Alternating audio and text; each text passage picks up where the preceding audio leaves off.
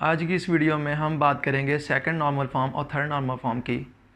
तो हम देखते हैं कि सेकंड नॉर्मल फॉर्म क्या है।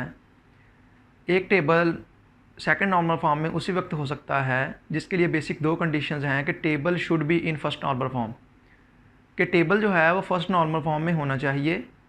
And the second condition is there should be no partial dependency of non prime attributes on the primary key, कि कोई भी नॉन प्राइम एट्रीब्यूट है उसकी प्राइमरी की के ऊपर पार्शियल डिपेंडेंसी नहीं हो सकती है। नॉन प्राइम एट्रीब्यूट ऐसे एट्रीब्यूट्स होते हैं जो कि प्राइमरी की में हिस्सा नहीं लेते हैं।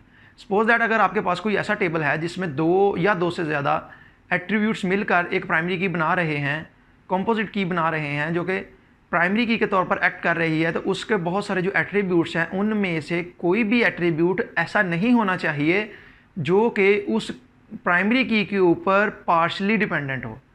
हर एट्रीब्यूट को प्राइमरी की के ऊपर फुल्ली डिपेंडेंट होना चाहिए। Partial dependency second normal form में नहीं हो सकती है।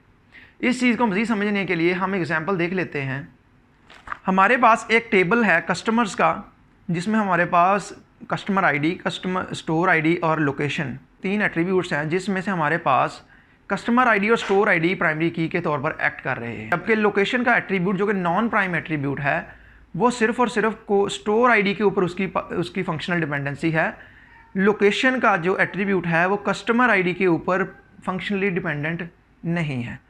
तो ये वाला टेबल जो है वो सेकंड नॉर्मल फॉर्म में नहीं है। इसको सेकंड नॉर्मल फॉर्म में कन्वर्ट करने के लिए हम फंक्शनल डिपेंडेंसी के कॉन्सेप्ट को नज़र में रखते हुए हम कस्टमर आईडी और स्टोर आईडी जो कि प्राइमरी की बनती है उसका एक अलग से टेबल बना लेते हैं, जैसा कि डायग्राम में दिखाया गया है, और स्टोर आईडी और लोकेशन का अलग से टेबल बना देते हैं।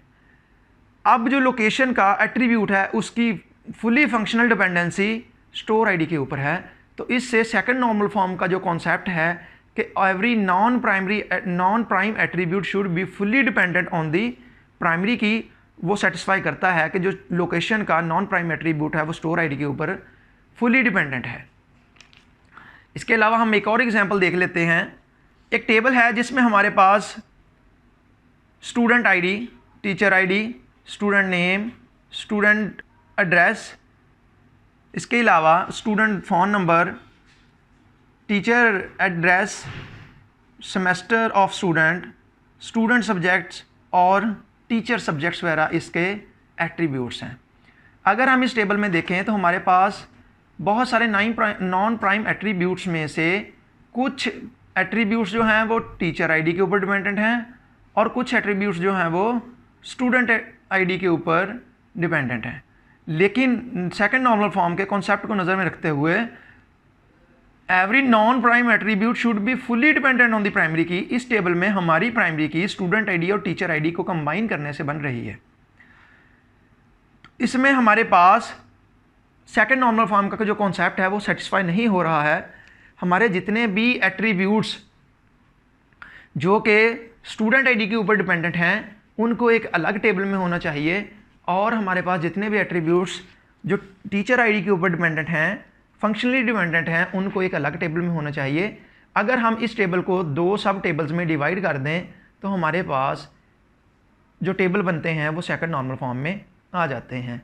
जिस तरीके से तस्वीर में दिखाया गया है, अगर हम student ID, student name, student address, student phone number, student semester और उसके कोर्सेज वगैरह जो हैं उसको एक अलग टेबल में रख दें तो इस वक्त जितने भी नॉन प्राइम एट्रीब्यूट्स हैं वो सारे के सारे फंक्शनली स्टूडेंट आईडी के ऊपर डिपेंडेंट हैं।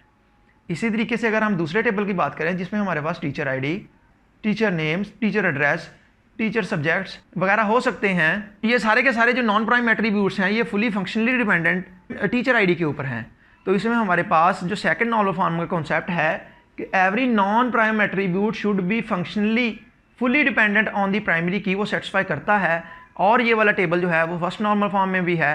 तो इस वक्त हमारे पास ये जो रिजल्टेंट टेबल्स बन चुके हैं ये सेकंड नॉर्मल फॉर्म में एग्जिस्ट करते हैं। अब हम बात कर लेते हैं थर्ड नॉर्मल फॉर्म की। थर्ड नॉर्मल फॉर्म में टेबल को होने के लिए ज़रूरी है कि table should be in second normal form, कि टेबल जो है वो सेकंड नॉर्मल फॉर्म में होना चाहिए, और इसके साथ साथ there should be no transitive dependency.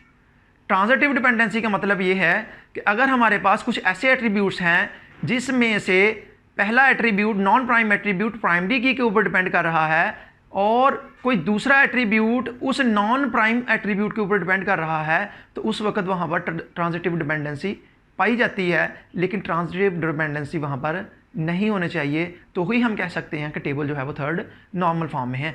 इसको बेहतर समझने के लिए हम लोगों ने मैथमेटिक्स में ट्रांजिटिव प्रॉपर्टी का कॉन्सेप्ट पढ़ा हुआ है, जिसमें हम देखते हैं if A is equal to B and B is equal to C then C equal to A. यानी कि अगर ए जो है वो बी के इक्वल हो और बी जो है वो सी के इक्वल हो तो रिजल्टेंट के तौर पर सी जो है वो भी ए के इक्वल होता है। अगर हम बात कर लें इस टेबल में कि ए जो है वो हमारी प्राइमरी की है तो बी जो है वो ए के ऊपर फुली डिपेंडेंट है। अगर हम नेक्स्ट चलें तो हम देखते हैं कि सी जो है वो बी के ऊपर डिपेंडेंट है।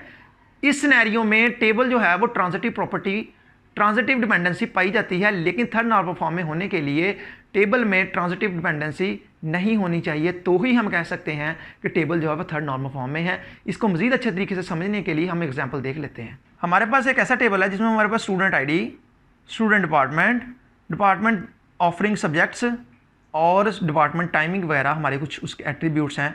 अगर हम इस टेबल में देखें तो हमारी प्राइमरी की जो है वो स्टूडेंट आईडी है, लेकिन हमारे पास दूसरे नॉन प्राइम एट्रीब्यूट्स जैसा कि student department, students department offering subjects और जो डिपार्टमेंट टाइमिंग है, इन एट्रीब्यूट्स में से डिपार्टमेंट सब्जेक्ट्स और डिपार्टमेंट टाइमिंग जो है वो एक दूसरे non prime attribute student department के ऊपर डिपेंड कर रहे हैं।